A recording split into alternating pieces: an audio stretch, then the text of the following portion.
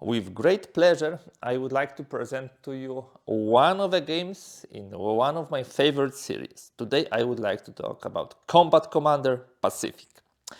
Combat Commander is definitely one of the best tactical war games I ever played, and I appreciate it very much. Its author, the late Chad Jensen, did a wonderful job of creating a very engaging system, which has one of the best rulebooks, honestly, which I use. I always am able, to find all the details. This game now consists of 3 games. We have Combat Commander Europe, published in 2006. Then 1 year later, the Combat Commander Mediterranean was published. And then in 2008, this game, Combat Commander Pacific, was published. What we'll do today, we'll look at the beautiful components of this game, but also do kind of an overview. So this is both unboxing and overview video of simply another publication of this great game. As you can see, this is so popular that GMT, who is the publisher of this game, brings this game, the new version or refreshed version or the new edition, every couple of years. I believe this is fully understandable. The game is a big sturdy box. I believe it is 3 inches. At the back we have information about the game, as always, information about complexity, solitary suitability, not so solitary suitable, how many players, how much time, also some of the units represented, and maps. This is a standalone game. This is worth saying that if you don't have Combat Commander Europe or Mediterranean, you can still play this game. This is a separate game. And it brings 3 nations. It brings US nation, mainly the Marines. It brings Japanese, and it brings Pacific, Commonwealth units. So British, ANZAC, and so on. There are beautiful maps with focus on the terrain depicted in the Pacific theater, so a lot of jungles, some palms, beaches, and so on. So you will see a lot of this. Complexity-wise, this is a bit more complex than the Europe or Mediterranean, because we have new mechanics which depict how the Pacific theater war was fought. So a bit more complex, but let's be honest, this is not some of the complex, games. So you should pretty quickly get into it. Let's see what we are getting in the box. Let me just present it properly in the camera so you can nicely see. First, we start with the rule book and immediate observation. The rule book is not glossy. This is the matte rule book, which you will be able to read very, conveniently, both during the day and also during the night with artificial light. When you open it, the first thing you can see, of course, is table of contents, but also what's different between Combat Commander Europe and Pacific. If you are a veteran of Combat Commander Europe, you might start from here and just check those things. There are small changes, there are big changes. There is a lot of events which were deleted and added. This will change the flow of the game. But I believe that the even more substantial things are the deleted actions and added actions. We have some added actions which will change a lot, like reconnoiter, like revive, which replaces old recover, like infiltrate. We'll have new postures. We'll have posture of Japan with only 3 cards called Banzai, but believe me, they will still make a lot of problems.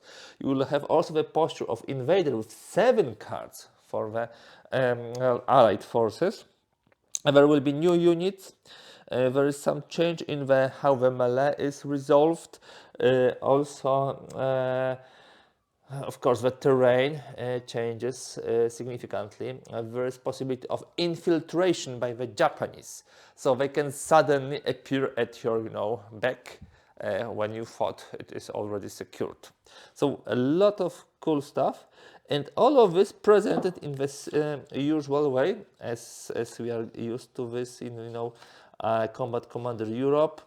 There are sections which are numbered, and then we have references between them. Very nicely done. all depicted, all explained. As you can see, there is always not only the rules, but a lot of comments to those rules and information. How does it work? So, and you have here the name, what kind of a book is. This is one of the best, as I said, rule books I ever used. So definitely something worth trying. We have here also at the back order and action manifest. I believe in the past it was on the card. It is now here. Very good place. In the playbook, you would have the regular things which you would expect in such material. So example of play, some historical scenario setups, the actual scenarios, and additional stuff like random scenario generator. So here we'll have the example of play. As I told you, punch, jungle, a lot of this stuff. Examples of line of sight, fire attack, caves, movement, melee, infiltration, a very important new mechanic, the spotting, Shogeki Hei, a new unit in Japanese army. So this is description how we do in general the scenario setup and the actual scenarios. Also, this follows the regular approach which we have for Combat Commander. We have forces depiction, we have situation report, and then you have all the steps which you do one by one in order to set up the scenario and some special rules. I played with Dave a lot of those games. I really enjoyed it. It was fun.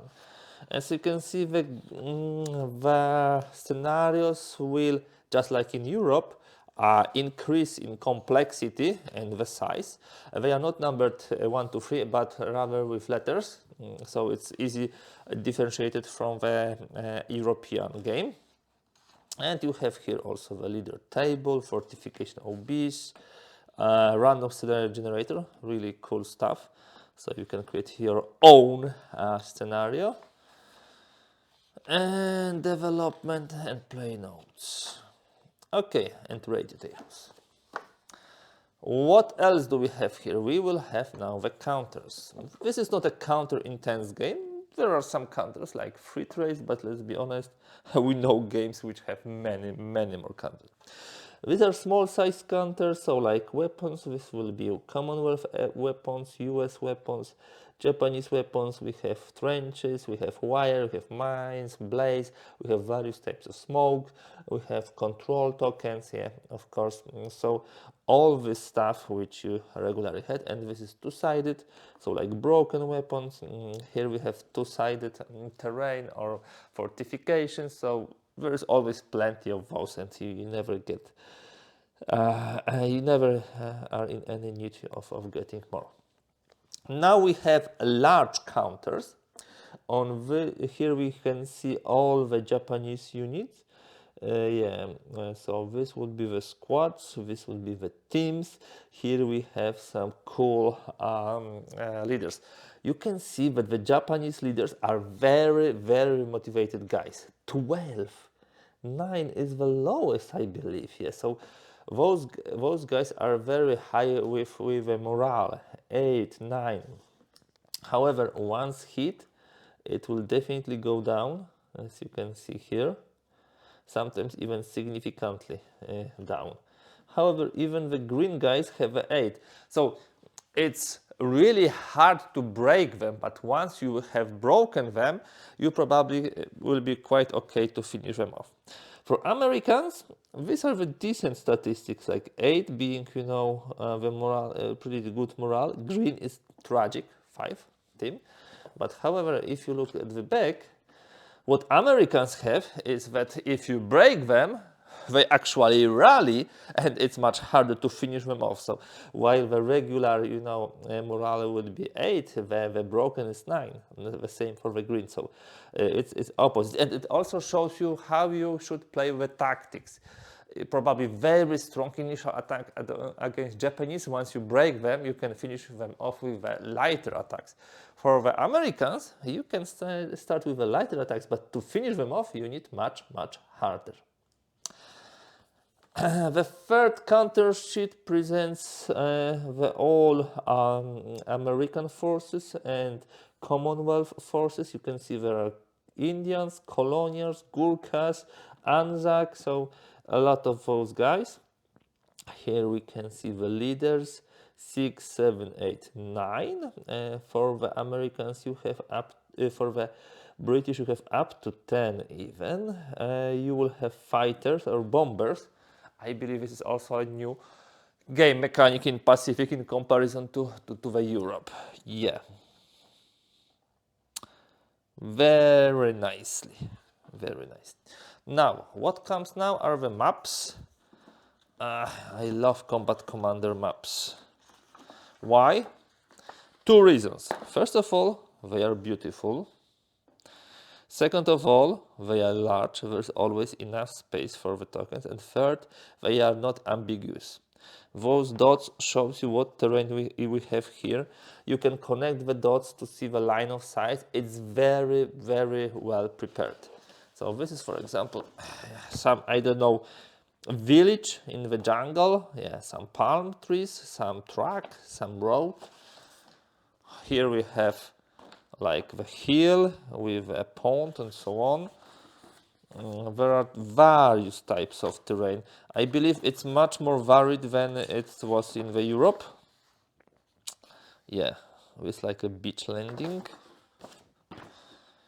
Here we have also something which looks like a beach and the river. It's exciting to play on those maps. I already played, as I told you. So we have like and they are double-sided, so we have like 6, so we have like 12 maps for 12 scenarios. Yeah. And they are marked with the letters according to the scenario number, which, as I told you, is lettered. Now we will have some player aids here. Let me just open it. So this is used both for the random scenario generator, but yeah, mainly for the random scenario generator, orders of battle. And here, if we have reinforcements, you will be rolling die and also checking what we can get during which year. This is United States, Japanese, and Pacific Commonwealth. Then something which you will be using a lot. So the terrain chart, which shows you the name, how much the movement cost, cover, line of sight, some notes. This is something very familiar from the Europe. So summary of the key rules, discard limit, time marker, advanced procedure, stacking hand size, die triggers on the cards, also fire attack procedure, melee procedure, and this victory points description. You might say standard thing, but this is a very high standard. Here we have tracks.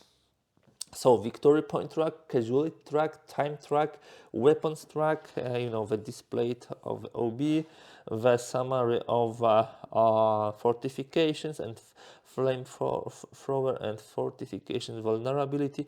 Everything very nicely designed. I really love how elegant the Combat Commander design is, and Pacific with its own flavor. Beautiful, simply beautiful. Last but not least, cards. In the end, this is, at least to some extent, a card-driven game. We will have 3 decks and we'll have the initiative card. So there is a deck for the Americans, and I believe this is the symbol of the US Marine Corps. I believe I'm right about it. So let me open it. So these are the cards, the back here, these are the American. And as always, on the card, we would have the order action we can take. Actually, fire is both. Then we have an action, then we have an event, then we have random hex, then we have the roll. So remember, guys, these are multiple usage cards. Asset request, asset denied is a new order. As you can see, there's no artillery request because now we have also the planes. There are some nice pictures always on those cards, connected, of course, with the Pacific Theater. So these are the American cards. Let us have a look at least at the Japanese too. Okay.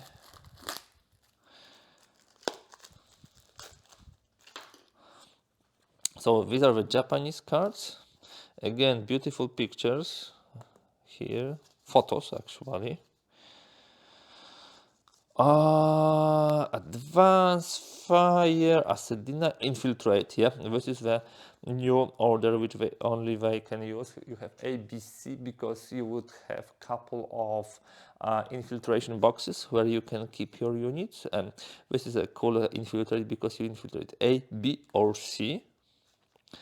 Reconnoiter, you can check what's the next card on the deck. So really good. Of course, move.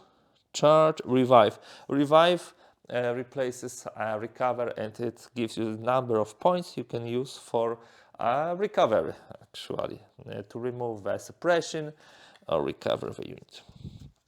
Those are like white cards, those are green cards, and this will be khaki color, I believe. This is khaki. Let us have a look at Commonwealth. And let's see their cards. They will be very similar, but not the same. The distribution of the actions is different between the factions, and some of the actions are only available to some of them. So again, we have fire. Again, some thematic picture. Advance, asset denied, asset request, reconnoiter, revive, move, and more revive. So you should have the distribution of those things. Not sure in this is in the player aid or on the additional cards. Let us have a look here.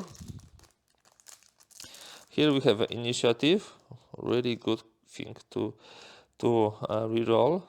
And the objective cheats summary.